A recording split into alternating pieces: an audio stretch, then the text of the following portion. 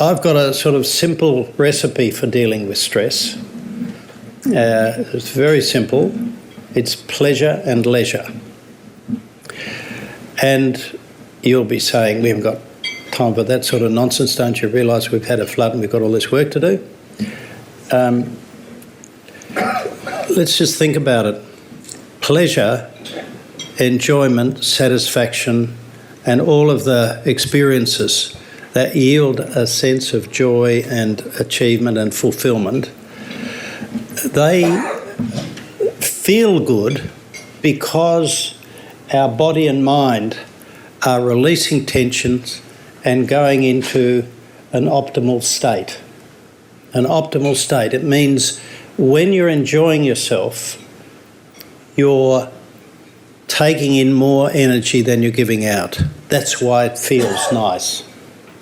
That enjoyment is our sign that we are storing energy. That means we're starting to go beyond just the ordinary operating tank.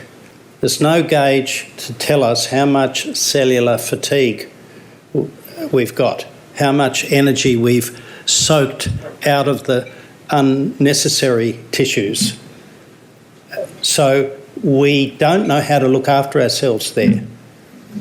What we do know is that we can't function clearly, because you need a fund of spare energy to tackle a problem like fill out one of those bloody forms. And one of the signs that your cellular fatigue is high is that I just haven't got it in me today.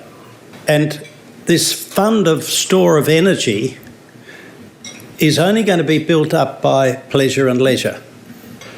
And of course, the aftermath of disaster is filled with frustrations and I can't get things done and I haven't got as much done as I wanted, and all these frustrations build up. So it becomes very important to be able to be a bit strategic and think, to actually make a list and be able to tick a few things off and say, I've actually got something done. See, the cortisol state of mind, you lose this capacity to hold it all together and organise it, which is what we need in order to achieve, to have a feeling of getting somewhere, of doing something, of taking another step towards recovery. You know, you can actually carve out a bit of time and say, I'm not going to work in this time. It's hard, but you will receive benefit, because leisure means you've got nothing to do but to tune into what you want to do. Not what you have to do, but what you want to do. Because that will give you energy, a sort of energy that you can't get any other way.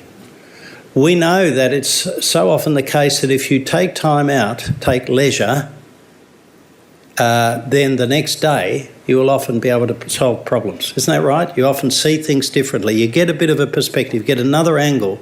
You can think of things you didn't think of before. Or you can look at things that yesterday you just felt you couldn't face, but now you can. And it's having been able to let go of it. I think that's such an important thing.